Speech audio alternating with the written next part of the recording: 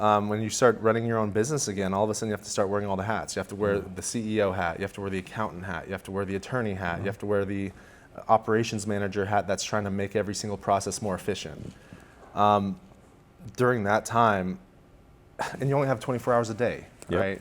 So during that time, I had to make a pretty important decision because I was getting pulled in a lot of different directions. I was getting pulled in the direction that where almost all these content creators that I was growing up with on TikTok, the people I were watching, like the skincare people, the anime people, they were all quitting their full-time jobs to go into content creation.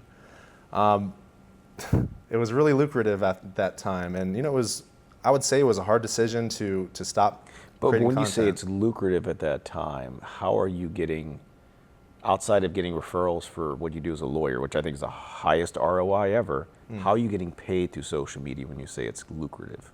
It's lucrative for sponsored posts. I would say that, you know, in addition to the California employment law videos during COVID, I supersetted all those videos with videos about my personal life and my personal hobbies.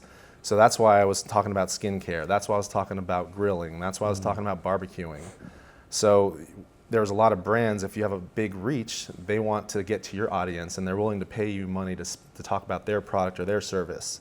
So when you have a decent amount of followers, you're able to get a lot of money for a sponsored post. But if you're really connected to your people and then you're really honest with your people, then I feel like you can command a lot more, even though you don't have as big of a following, because You have a dedicated there's following. a lot more trust, right? Because you're not pitching anything that they don't like, or that you don't like, and that you're not trying to sell anything to them. So you know, one of the jokes I make is, you know, it wasn't my first time being famous when I went viral on social media. I used to play professional football, and you know, used to be a Division I football player at the University of Idaho, which is a college town.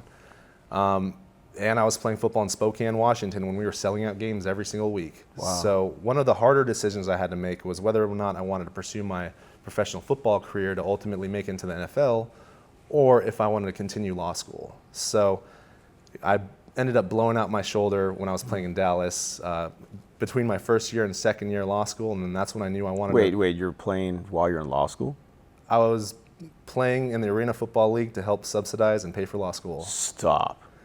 It wasn't a bad summer job, right? No, I mean, but like my buddy plays. So when I was in high school, the guy that was our running back ended up playing center in the Arena Football League, and he played for a long time. He made a lot of money playing there, but it's fun. It's a heavy toll on. It was a heavy toll on his body. But it shows you, like when he went to college, they actually made him like up his size because he was very quick and smart. So like he wasn't gonna be a running back. They made him a center, but he played for 10 plus years in the Arena League. You know. And that's a tough career, too. Tough career. Because if you think about it, like one of the things about the Arena Football League that people don't understand is you're putting 16 people in a 50-yard field, which is essentially in a ice hockey rink with AstroTurf, which is about a half-inch thick on top of cement, and you're saying, hey, blow these guys up every single play. And everybody, I mean, the offensive line's playing a lot of other positions. You guys are moving the whole time. It's fast. I was playing fullback. I was playing tight end. So I got stats. I got stats, too. I'm going to look you. I'm going to find your stats. We're going to drop them in these episodes. I'd love to see it. How are your hands? With skincare, I assume like you would be like a soft hands guy? Yeah, you know, well, that was one of the things. Growing up, I was always big, but I was always athletic. Yeah. And so my brother and I grew up playing baseball, soccer, basketball, everything together. So we always threw stuff at each other, so we always had to be good at catching things. Yeah. So it was pretty fun. That's what, you know, did you ever hear the story of Bryce Harper when he was the phenom coming up? When he was a little kid, like 2, 3 on, his dad used to just throw sunflower seeds at him. Really? Little things, and he would bat them away or do different things or catch them. Because he went to college at Mater Dei, or high school at Mater Dei, right? He grew up in Vegas. I just remember I remember reading ESPN the magazine a long time ago and just being fascinated by this story of just throwing sunflower seeds at him. But it's the little things like that. We used to get. I'm probably a little older than you, but McDonald's had this run in their Happy Meals where they'd have these little squishy balls. One was like a baseball, a little football, a little basketball. We used to collect those things, but me, my dad, and my brothers, we used to try to throw it as hard as we could to hit each other in the nuts.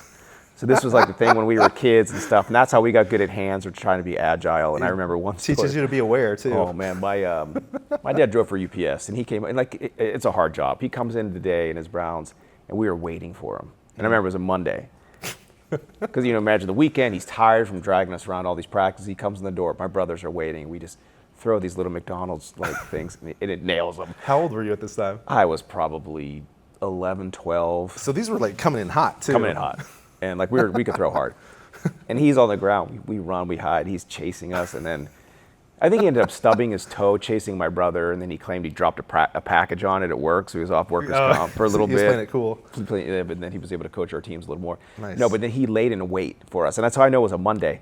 Because we went up into our room. We were hiding from my dad. We would go into like this one in our bathroom. We could put our feet against the door so you couldn't get through it, even if you had the skeleton key. So like my brother and I were like, we think he's gone. Like it's been a few hours. We think he's cooled off. So we go into our room because Monday Night Football was, I remember this vividly. I mean, it was probably kickoffs 8:39 because we were in Pittsburgh. So we go into my bedroom, and I remember just sitting there. And we sit down on the couch, and we just hear rustling. I was like, he comes up from behind the couch, and he just is lighting us up. We're screaming and running, and he got us good. So. And then you guys watched Monday Night Football together? And it was fine. It was fine. It was funny and fine. But he calmed down. He was probably laughing at it at that point. I can imagine my dad was probably 40 at that time. He had us young. Just what's going through his head, just laughing, hiding behind our couch, probably for an hour, waiting for us to come back so he could light us up. And then you guys got back at him the next week, didn't you? Well, immediately. The best one. So my brother and I have a twin, and we had these adjoining water beds. Wait, what? The 90s, yeah. This is early 90s. And my dad at one point, he said, they were stupid and dangerous for whatever reason. You can't sleep well on water. I don't care who was pitching this, whatever. It's like the My Pillow guy. So my dad had to drain these water beds. But in the water, it's not actually water. It's like chemicals in there and shit. So we were on the second floor of our house, and my dad put a hose inside where you drain the water out of. We had to put the hose down the window, down out the backyard. That's smart.